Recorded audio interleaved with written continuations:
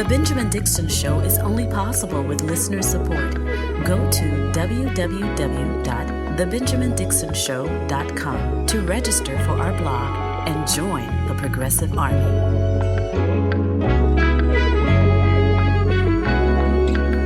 We are 3 years into this pandemic, which is difficult to believe when you just simply consider how this didn't have to last this long. You know, it really didn't. But when you have a political party and you have a political movement, the anti-vax movement, that are both solidly committed to getting as many people killed as they can.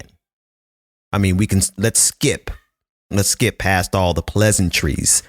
They're getting people killed to the tune of at least 1.5 million people in this country. So many of them refuse to get vaccines. In fact, this is the same group of people who refuse to shut down. Democrats are not clean in this whatsoever. When the Biden administration got in, they went along with corporate America, forced kids back into schools. But all of that's not enough. You know, it's not enough that we've gotten used to 300 people dying a day. You know, what's that, 2,100 a week? You know, some 100,000 a year that are dying. The third leading cause of death in this country is COVID. Second or third only to heart attacks, all forms of cancer combined, and then COVID. We have just adjusted to this new level of death. None of that is enough for the same anti-vaxxers and Republicans, because today seems to be a day that they have started afresh, pushing their propaganda to undermine the effectiveness of the vaccine and the reality of COVID-19, from Florida Governor Ron DeSantis to his quack of a doctor who he appointed as Surgeon General. They did a presentation today, and I will share clips of them so that you could just see the level of absurdity that we're dealing with. To Fox News, Rand Paul was on with Maria Bartiromo, and they are discussing the efficacy of hydroxychloroquine and ivermectin today on Fox News. 3 years into the pandemic. And this is after we have conclusive evidence that ivermectin does nothing to help victims of COVID-19. All it does, it gets Dr. Stella Emanuel, even richer, because most of these people are getting their prescriptions for ivermectin through her, some 32,000 prescriptions that she filled in just a year and a half time frame. So it's most certainly the dumbest of times that we're living in. And this is why it's still sort of difficult to realize that we have been dealing with this pandemic for 3 years. On a personal note, I've seen my children grow. My kids are not the same kids they were when we began this. And we have done everything we can to protect our family and our children from contracting the pandemic, from contracting the virus, the COVID-19. But what's so difficult is when you have a huge block of powerful people in the conservative movement, the Republican Party, when you have a huge block of complicit people in the Democratic Party who just going along with whatever corporate America says, because you know what? They've thrown their hands up. The CDC has completely thrown its hands up. It's like, whatever, do what you want to do. If you want to die, die. That's pretty much what they've said. When you have that many people, that much power behind either complete complacency or sharing active misinformation that is getting people harmed and killed, they have successfully created an environment where it's almost impossible to be safe. It's almost it's impossible to have a normal life without completely exposing yourself. Just throwing in the towel, right? Just throwing in the towel. And sure, all of my family's vaccinated and we're all to different degrees boosted. But at the same time, we want to avoid the virus. But we're living in a system that is promoting the virus with misinformation, with downright just trapping you. You know, you can't send kids to school because the schools cannot, especially in the state of Florida, they cannot require a mask mandate. Not that kids could keep on mask all day anyway if they tried, But these are the conditions that have led most people to just throw in the towel and be like, okay, whatever, we'll just get it. That's where a lot of people are.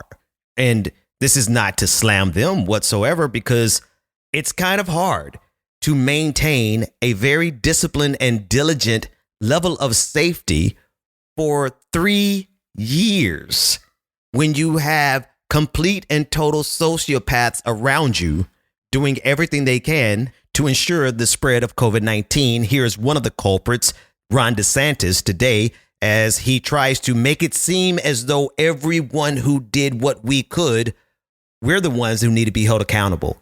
The people who tried to ensure that Americans got vaccines, they're the ones who actually need to be held accountable. Listen to this sociopath. We need accountability, and we're working in Florida to bring that with our grand jury, with Joe's Public Health Integrity Committee that he's formed.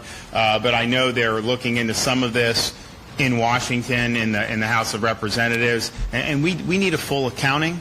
We need to know about the gain of function research. We need to know everything about the lab leak.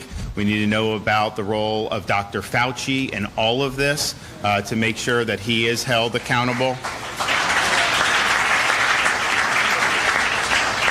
And we just need to resolve that, that we won't let it happen again. You know, when they said 15 days to slow the spread, it turns out, you know, people like Birx and Fauci, they never intended just 15 days. That was just basically marketing to try to get people to buy in initially. And it's true, once it started, it was hard to break out. I mean, we really had to drag the country out of this, and we were getting incoming every step of the way for the businesses and the schools and all that.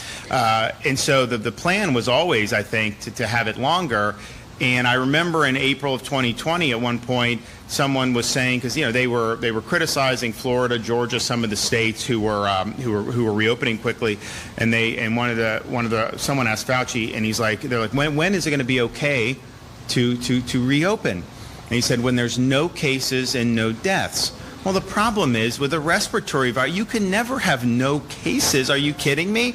It's just so that basically said the default is lockdown, and you have to prove somehow that you can open, which is not attainable. And so that was a huge red flag. And I think every step of the way, they would always try to do things to condition your behavior or control your behavior. And that's why they were telling things like noble lies, because they wanted you to behave the way they wanted you to behave, but they felt that if they told you the truth, then you wouldn't behave the way that they wanted you to behave. And so, look, I think it's just better policy is just tell it like it is.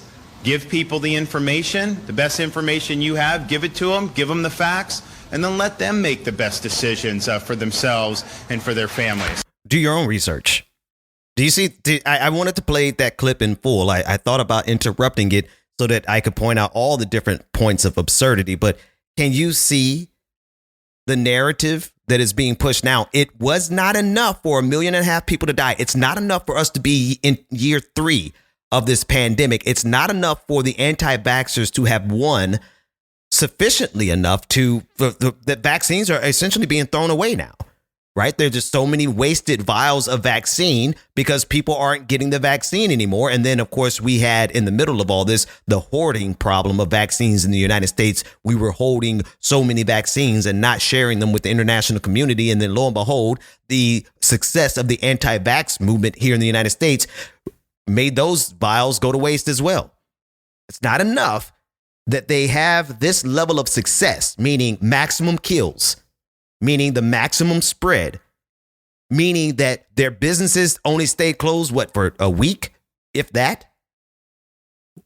That's not enough. Now they want to go back and punish everyone who made them shut down for 3 days, because nobody shut down. None of these businesses shut down. They were more concerned with serving chicken wings and getting their quarterly profit margins, more so than how many people would die from sitting around their bars. And if it was an economic issue, which they tried to pretend as though that's what they were really concerned about, they were concerned about the quote unquote truth and the economy. estimates of $3.7 trillion have been lost because of all of the Americans, 1 in 5 Americans who are struggling with long COVID. $3.7 trillion. All of the economic gains that they got from forcing people out into the pandemic eaten away by the fact that those people who are now incapable of going to work or consuming at their normal levels has caused a $3.7 trillion hit to the economy. It sounds like maybe what they should have done was to shut down for a sufficient enough time and to come together as rational human beings to rally behind scientific consensus to as many people as possible get the vaccine, to wear masks, to socially distance. But here we are 3 years into the pandemic with 300 people dying a day. And yes, those of us who are still trying to remain healthy, those of us who are still trying to avoid the actual virus, though we're the ones that are looked at as strange, right? Even some of you listening are probably like, well, Ben, it's what it is. We just got to do what we got to do. Yeah, we got to do what we got to do. But we also have to look at the times and realize that we are suffering underneath one of the largest psychological operations against humanity that we have ever faced, and it is getting millions of people killed. Listen to this example on Fox News. Well, there were also all these lies around the emergency authorization. They needed the emergency authorization to get the vaccines down everybody's throats. But in order to do that, they had to prove that there was nothing else on the market that could actually treat COVID. When we all know ivermectin, hydroxychloroquine were effective, weren't they? Well, we also know that prior infection is effective, at least as effective as the vaccine. How many people did not survive their first infection? They'd like to have a word with you, Rand Paul. And to the host, Maria Baratoma. Fox News is already suffering from a defamation lawsuit into the tunes of billions of dollars. Do you need to continue to add to the reality that Fox has never been news, but rather a force of propaganda that is destructive to all of humanity?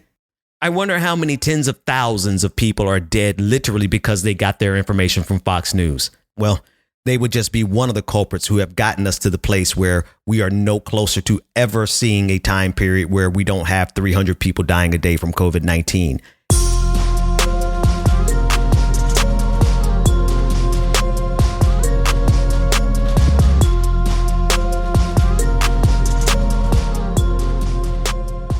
Now, again, it doesn't matter much to point out the lies and the hypocrisy of conservatives and Fox News. I want to start there. It does not gain any ground except for us to be aware of the gaslighting that's going on, and perhaps maybe you getting some ammunition to share with your family and your friends who might be suffering underneath Fox News. But I just want to give you another example. We've been covering the collapse of Silicon Valley Bank.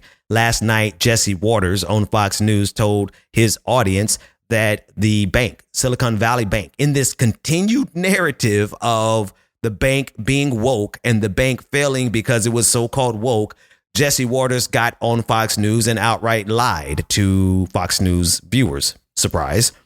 Saying that they donated $74 million to Black Lives Matter. Now, immediately after saying that, Charlie Kirk picked it up on Twitter and said, wow, Silicon Valley gave $73 million to Black Lives Movement and related causes, to the tune of 45,000 likes, 5 million views, 16,000 retweets. This is the anatomy of a lie. This is how a lie spreads. Well, turns out, thanks to Judd Legume, and I forgot he's with, Popular Information, turns out that none of it, it's just not true. It's an outright lie. I'll read the thread from Judd. He said, Fox News hosts made this claim repeatedly. Tucker Carlson said SVB spent more than $73 million on donations to Black Lives Matter and related organizations. Each claim is phrased slightly differently, but they are all false. Surprise, surprise. Number 3, this is a tweet thread from Judd Legume. He said the reports are based on a database produced by the right-wing Claremont Institute. The database tracked pledges to groups related to Black Lives Matter, including Black Lives Matter Global Network Foundation and Black Lives Matter PAC. Now let's pause. I want to pause in the mid-thought because I don't want to cede ground to these animals, these barbarians to suggest that even if a bank made a donation to a Black Lives Matter cause, that is not why the bank failed. In a way, this is a brilliant rhetorical move by conservatives because they now have us arguing, saying, no, this bank didn't really give money to Black Lives Matter, which is going to then subsequently make every other corporate entity extremely hesitant about making donations to any organization that can be misconstrued or categorized or labeled as woke. You see the game? So the lie is always purposeful on Fox News. Even though the lies are absurd, they are masters of lies, but they always have an agenda with the lies. And this is really simply a 2-for-1 for them. They get to protect the institutions. They get to protect other banks. They get to protect capitalism. They get to protect this country from ever having a conversation about the structural failings of capitalism.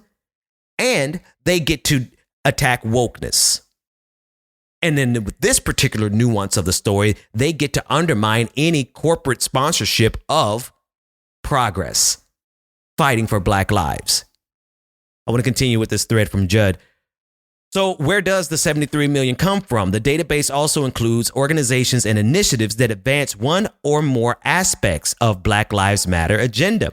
According to the right-wing Claremont Institute, the agenda of Black Lives Matter is to undermine capitalism, the nation, state, and Western civilization. Again, this is Judd Lagoon, number 5 on Twitter. He says 50 million of the 73 million comes from a pledge SVB made in 2021 on an internal initiative. The program sought to connect women, Black people, and Latinos with funding, networking, and development in the VC ecosystem. The money was to be spent over 5 years. VC, venture capitalists. Now, pause. I'm sorry. If the goal of this money was to take marginalized people, women, Black people, Latinos, and connect them with networking and funding and development in the venture capitalist ecosystem, how's this money going to Black Lives Matter? Well, they couldn't really just say the truth. They had to make it a boogeyman. And so they get Claremont Institute to do the dirty work of saying this is Black Lives Matter money. And then Fox News simply says, oh, we were just citing a report from Claremont Institute. Now, they know, Fox News knows as of now, they knew they were lying when they did the story, but they've been fact checked. So they know, everyone knows they're lying. But did that stop them from going even further with their lies? Of course not. Listen in. The devil That's is the issue they're in doing now. $73 million to social They justice. were encouraged too. Would it surprise you that Signature Bank also put almost $1 million into similar causes? No, it would not surprise me at all. We got him up with finding They were out told now. to do from the top down. $73 million? Get out of here. But thank you, Laura. Thank you. And there you have it. The goal, of course, is now to make sure that corporate funding of any type will not go to any program that's remotely, quote unquote, woke or remotely connected to diversity and inclusion. These are the same people. And it's funny. I can honestly, clearly just do a show all day about the lies of Fox News and the Republican Party. But you will see a consistent thread. The same people who are doing everything to spread COVID-19 are the same people who are attacking anything closely, remotely connected to blackness. They're the same people who are around the country passing anti-trans laws. And they are the same people, as you'll see in the next segment after this patron party, that are trying to undermine Ukraine by ensuring that the United States abandons it so that they would be left at the mercy of Vladimir Putin. Every single conservative, every single one of these people all coalesce around those 4 goals. And this is why we have to unify for the sake of our lives, because they are getting people killed and they want more people to die. Why? Because stopping the pandemic is a little too difficult for their bottom lines. Seeing human progress and Black people or marginalized groups be treated like human beings or have equal opportunity in this country is too much, because they know this is not a meritocracy. They know the trans issue is simply a good wedge issue that they can attack this group to no end, and they will get support from every sector of society, because we all got bigots in every one of our tribes. and they want to abandon Ukraine because they identify now with the white supremacy and the pan-reactionaryism of Vladimir Putin. Go to www.patreon.com/The BPD Show and get twice the content and unfiltered interviews without any of the commercial interruptions. Welcome back to The Benjamin Dixon Show. Visit us online at thebenjamindixonshow.com.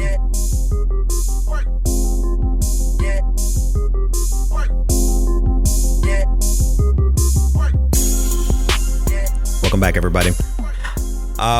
Earlier this week, presidential hopeful, even though he has not announced, Ron DeSantis came out against the support of Ukraine from the United States. Donald Trump obviously has already done that. A whole host of Republicans have sided with Vladimir Putin. Some of them, like Tulsi Gabbard, tried to use a language of peace in order to, to justify abandoning Ukraine, saying that the way to peace is for Ukraine to surrender, is essentially what they're saying. This is a movement in the Conservative Party, in the Republican Party in this country, who are doing everything that they can to support Vladimir Putin. Ron DeSantis is on board. Donald Trump is on board. I have a clip of the Republican senator from the state of Ohio, J.D. Vance, as he echoes that sentiment on Fox News. Take a listen in. And I think that what you're seeing is that our leading presidential contenders are responding to the fact that our voters don't like the lack of direction from President Biden, and they don't like committing America to a long-term military conflict where there's no end in sight. Look, I've endorsed President Trump. I think that he's the best guy for the job. But it's telling, Brett, that you have the two leading candidates, President Trump and DeSantis, both saying we cannot commit ourselves to the Ukrainian war indefinitely. I think that's the right view. I think that our voters are certainly there. And the question is, frankly, whether a lot of folks in Washington, D.C. get there, too. What's indefinite? What's indefinite? I don't mean to be coy here, because Republicans stood by with Democrats and stood by while we waged war in Afghanistan for 20 some years. OK, like we are 1 year into an all out invasion of a sovereign nation by an aspiring dictator who wishes to expand his. I'm sorry, he's not aspiring. He's an inspiring imperialist who seeks to expand his dictatorship to democracies that surround his nation. So what's a year? That was too long. Then tell Vladimir Putin to go home. How about that? The way to end this war is for the world to put pressure on Vladimir Putin to go home. Someone said earlier on Twitter, I mean, at this point, with all the body bags that are going back to Russia, they're not even making it back to Russia, right? They're getting massacred in Ukraine. Yeah, they're Ukrainians dying, but they're dying to protect their land. These are conscripts and prisoners that have been drafted and taken to Ukraine to fight, and they're dying into the tunes of hundreds of thousands. Someone on Twitter said that at this point, Vladimir Putin might as well just declare victory and go home. That's the best way to end this war. His people would believe anything he says. So just declare victory and go home. But instead, the way that these people want to see the war end is by the United States withdrawing our support from Ukraine, leaving Ukraine completely at the mercy of Vladimir Putin.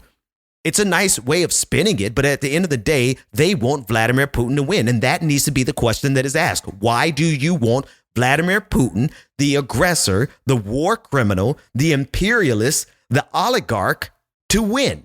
And I will tell you, because they're clearly not going to answer it. They're not going to even agree to that premise, even though that's literally what they're doing. The reason they want Vladimir Putin to win is because they have hedged their bets against America.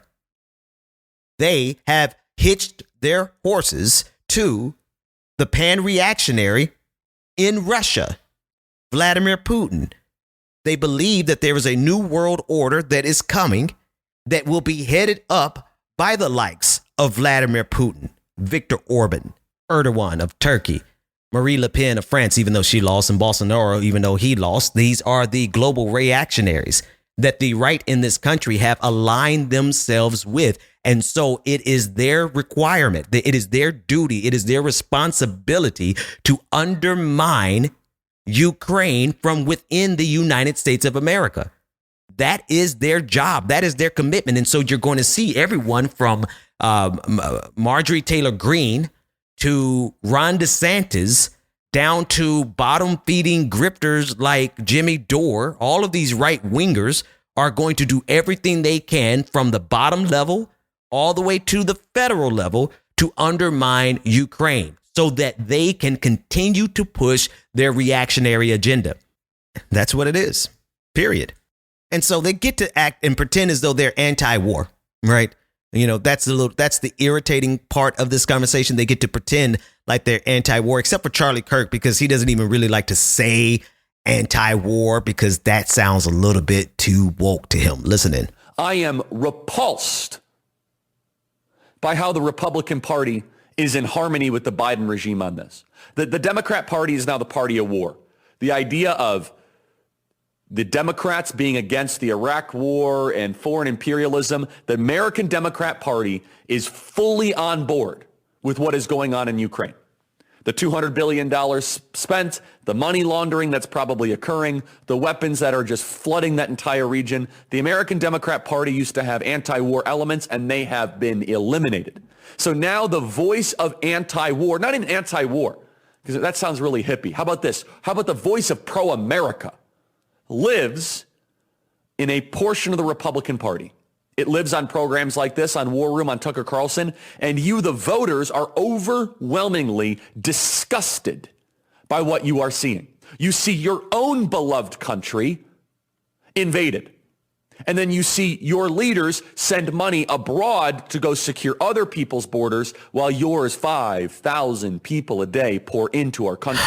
Oh, he's talking about immigration, or the boogeyman of the specter of illegal immigration. But I thought he was talking about the invasion of January 6th, which he sponsored 80 buses to. That invasion, Charlie Kirk? Or you're not concerned with that invasion? You're like, yeah, the anti-war movement in the Democratic Party is dead, but it's dead for a different reason, because so many of my former comrades who did stand by us in the anti-Iraq war, right? When we spoke out vehemently against the Iraq war, those of them who were old enough, because a lot of these so-called leftists are pretty young and probably weren't even born at the beginning of Iraq 1 or Iraq 2. But I digress. The point is, they have been co-opted. They have been taken completely away from the real roots of being anti-war, which is opposed to people who start the war. OK, there's never been an anti-war movement like the one that so-called anti-war movement that's existing right now that says, no. We support the person who started the war. We're anti-war because we want the people who are suffering to die and to lose and to surrender. That's the anti-war movement that has been siphoned off from the left. The rest of us are doing what we can to hold the line, to keep speaking truth. But it's extremely difficult to even speak the truth now, because so many paid trolls, so many useful idiots who aren't getting paid to those dummies are utilizing every bit of their power to support Vladimir Putin's war and then call themselves anti-war. So that's what happened to the anti-war left. But then even being anti-war is too woke for Charlie Kirk. He has to convert into being pro-America, right? Pro-America is exactly what got us into Iraq. Charlie Kirk would have supported, if he wasn't a child himself, he would have supported the Iraq war because, well, that's what Republicans did. So this whole idea of the Republican Party being anti-war, this whole idea of anti-war being rooted in the people who are attacked have to surrender, and the person who started the war should be the victor. If that isn't antithetical, I mean, it's as absurd as Ron DeSantis is on the pandemic. It is as absurd as all of the attacks on the LGBTQIA community when it is the religious institutions who are molesting and grooming, right? It is as absurd as the propaganda that comes from Fox News to undermine the Black Lives Matter movement when it's so easily exposed. It's laughable. All of these are absurdities that we are living in nonstop. And this is just an average day in the United States of America. Patrons, I want you to stay tuned. Everyone else, go to patreon.com/the BPD show to get access to the next half hour. There's no patron party this week. We will have a patron party coming up here soon. Patreon.com/the BPD show. Everyone else, we'll see you tomorrow.